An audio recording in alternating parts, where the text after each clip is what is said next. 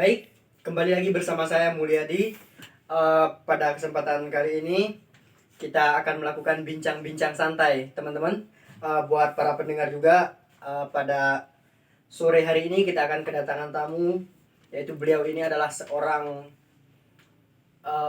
pengusaha ya di bidang peternakan, khususnya itu ayam broiler.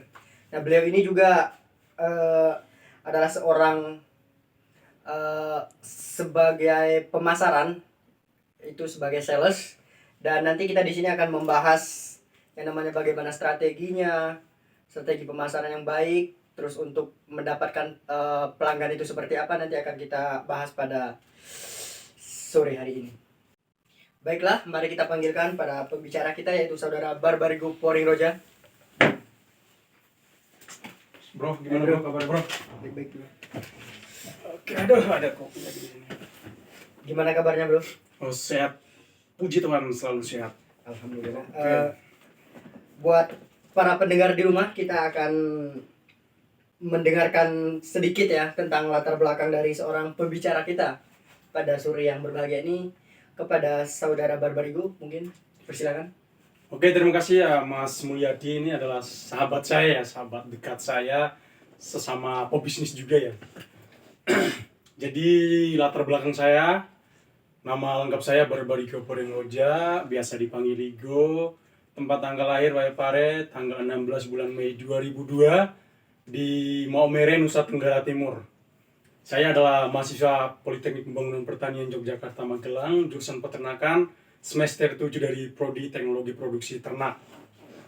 Untuk usaha yang saya geluti sekarang yaitu adalah pebisnis peternakan di bidang ayam broiler.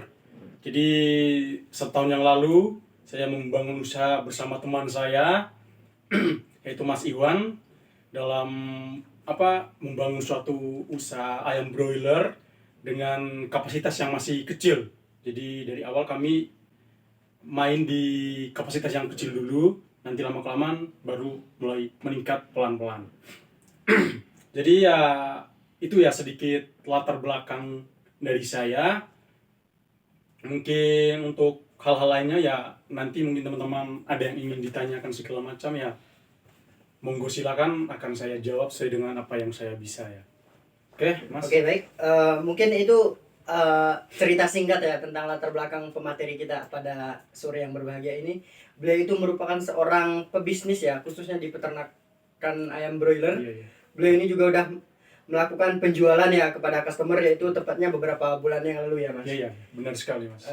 Mungkin yang akan kita bahas pada sore hari ini itu ada strategi apa saja yang mungkin bisa saudara di rumah lakukan untuk melakukan pemasaran yang baik, itu seperti apa, Mas?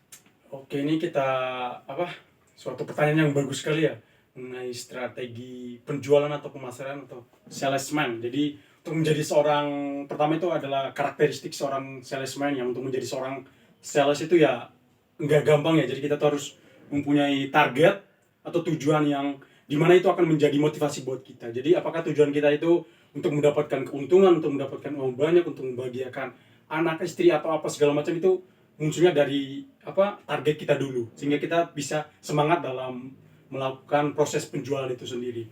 Setelah udah ada target, kita juga harus memiliki suatu sikap kejujuran, percaya diri, karena jadi seorang sales kan pasti kita datang langsung kepada konsumen ya, menawarkan barang ini, jadi kita harus percaya diri, Mas. Jadi harus bisa menunjukkan bahwasanya produk yang kita bawa itu ya benar-benar baik kepada konsumen. Jadi itu dilihat dari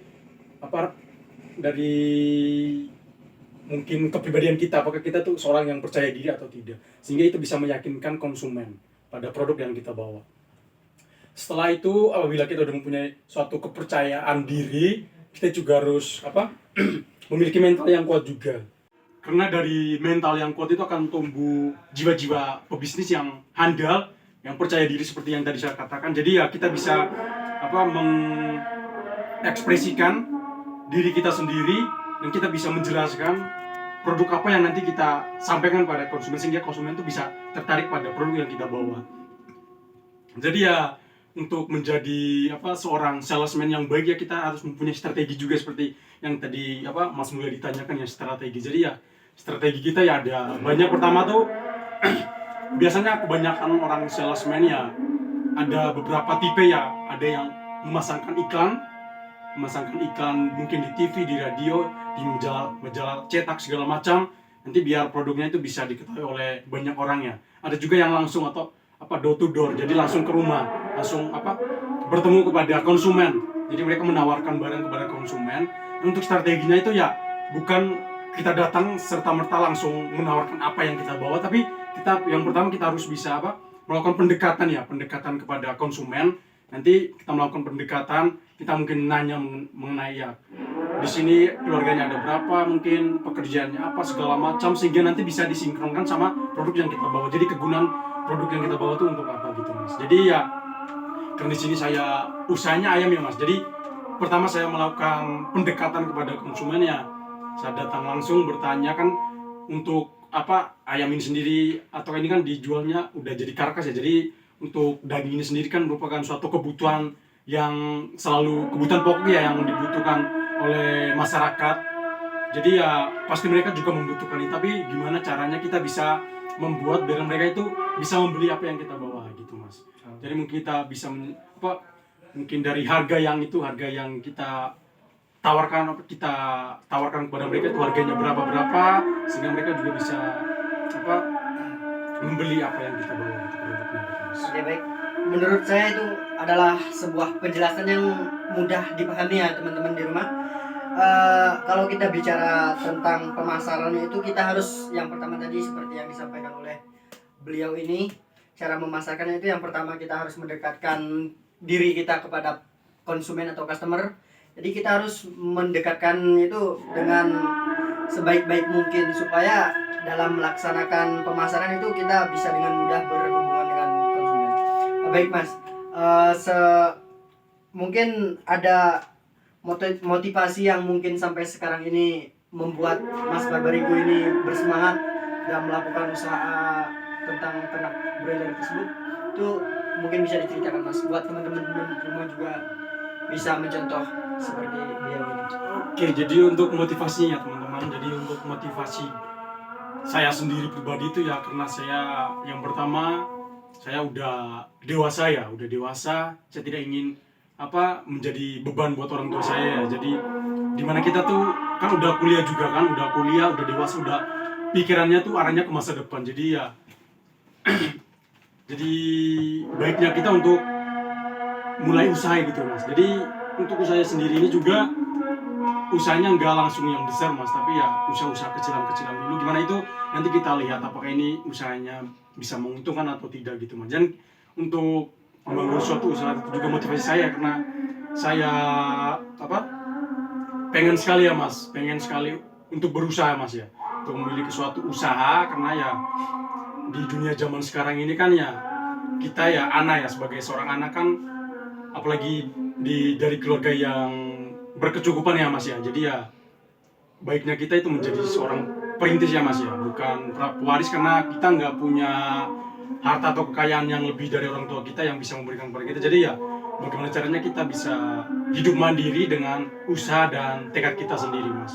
Jadi motivasi saya sendiri ya keluar dari dalam diri saya sendiri, karena saya juga ada melihat ya mas, karena ya dalam membangun suatu usaha itu bukan dilihat dari diri kita sendiri, tapi kita juga melihat dari orang lain mas. Jadi kita mungkin dari saya sendiri ya ada yang memotivasi saya juga mas. Itu adalah seorang namanya adalah Coach James ya mas ya. Saya nonton di YouTube, di podcast, saya lihat dia bicara mengenai suatu usaha dan bagaimana cara kita melakukan penjualan atau salesman itu menjadi seorang sales kan yang baik. Itu gimana sehingga produk kita bisa laku terjual di kalangan masyarakat. Itu yang menjadi motivasi buat saya. Jadi bila kita udah mempunyai suatu usaha yang udah berkembang baik, apabila proses penjualannya itu kurang baik ya sama aja, jadi tidak bisa seimbang mas. Jadi harus seimbang antara usaha yang kita bangun sama nanti hasilnya itu, produknya itu mau dikemanakan atau mau dijual kemana, itu harus seimbang mas. Jadi harus bisa bisa seimbang juga. Setelah itu dari produk itu yang kita hasilkan, untuk menjadi seorang sales itu juga tidak gampang ya mas, karena itu kita harus menyesuaikan dengan harga yang telah ditargetkan mungkin dari perusahaan atau apa. Jadi itu ya yang menjadi salah satu tantangan bagi kita itu. Terkadang seorang sales itu ya kadang nggak berhasil ya karena susah untuk menyesuaikan dengan target yang diberikan. Apabila targetnya terlalu mahal ya kalau mau dijualkan atau mau pasarkan ke kalangan masyarakat ya pasti akan susah juga kan. Jadi terkadang sebagai seorang sales ya kan memberikan masukan kepada atasan bahwasannya apabila kita menaruh harga yang mahal kepada produk yang kita hasilkan, nanti pada saat proses penjualan itu nanti akan susah mas. Jadi di kalangan masyarakat kan tidak semuanya itu berkecukupan kan mas. Jadi biar semuanya bisa terjual habis maka kita bisa menyesuaikan juga dengan harga pasarannya gitu mas. Jadi sebagai seorang salesman juga kadang susah untuk menjualkan barangnya karena kadang harganya terlalu tinggi. Maka dari itu ya kita harus selalu berkomunikasi antara salesman sama mungkin atasannya yang berada di kantor gitu, yang bagian produksi, sehingga nanti apa yang diproduksi, barang yang diproduksi hasil itu nanti bisa dijualkan dan semuanya mungkin bisa berjalan lancar gitu mas. Sama satu hal juga yang sering kali seorang salesman itu kadang melupakan gitu, mungkin menyamakan antara tawar menawar dan negosiasi gitu ya mas. Jadi ya terkadang seorang salesman itu mungkin menyamakan ya istilah antara tawar menawar dan negosiasi. Jadi kalau terkadang itu kalau tawar menawar kan mas ya, tawar menawar itu kan ya seandainya kayak saya ingin membeli ayam, kan ada pembeli ayam, jadi saya kasih harganya 50.000, jadi pembeli ayam itu langsung tawar harga 35.000, jadi saya langsung iyakan aja kan, itu berarti tawar menawar. Jadi dia langsung beli 1 ekor 35.000. Sedangkan yang paling bagus dan yang paling menguntungkan itu adalah sebagai seorang salesman itu harus bisa bernegosiasi gitu mas. Jadi apabila kita mempunyai ayam 15 ekor ya mas, yang udah mati, udah karkas dan siap dijualkan, nanti pas kita datang ke konsumen, kita menawarkan ya mungkin ini barangnya harganya 1 ekor 50.000 dan dari konsumennya itu mungkin menawarkan harga, kalau gitu saya belinya 35.000 aja. Terus nanti dari kitanya kan bernegosiasi gitu mas. Jadi dari kita harus bernegosiasinya dengan cara gini mas, oke 35.000 tapi harus beli 15 ekor semuanya gitu mas. Jadi ya kita untungnya juga banyak gitu mas. Jadi tidak apa-apa, tidak masalah. Intinya 35 ekor, 35.000 1 ekor. Yang penting semuanya bisa terjual habis daripada 35 ekor 35.000 1 ekor tapi hanya 1 ekor aja yang terjual kan ya. Nanti yang lainnya akan dijualkan kemana lagi. Jadi susah juga. Jadi sebagai seorang salesman juga harus bisa mengerti antara tawar menawar dan bernegosiasi gitu mas. Sama satu hal lagi ya, ingin menjadi seorang salesman itu kita harus bisa memberikan kenyamanan kepada konsumen, sehingga nanti pada saat kita datang memberikan menawarkan produk kepada mereka, mereka bisa merasa nyaman untuk nantinya mereka juga bisa membelinya gitu. Jadi ya harus ada trik-trik, harus ada strategi salesman atau strategi penjualan yang baik dan benar sehingga produk yang kita bawa bisa terjual habis gitu mas. Oke baik, menurut saya ini merupakan sebuah perjalanan seorang salesman atau memasarkan produknya itu dengan cara yang bersifat positif, mendekatkan diri kepada konsumen dengan memperbaiki produk yang kita miliki, dengan juga mampu melakukan koordinasi dengan baik terhadap atasan dan sales. Baik, dapat kita tarik kesimpulan dari bincang-bincang kita pada sore hari ini dari saudara Barbarigo. Walaupun kita melakukan usaha itu ya kita harus melakukannya dengan percaya diri, dengan semangat yang tinggi, memiliki komitmen dan tujuan yang jelas, dan itu merupakan sebuah jiwa atau ciri-ciri seseorang yang melakukan bisnis, itu dimulai dari diri kita sendiri, yaitu melakukan percaya diri. Mungkin hanya itu yang dapat kami sampaikan, lebih dan kurangnya kami mohon maaf. Billahi taufiq wal hidayah. Wassalamualaikum warahmatullahi wabarakatuh.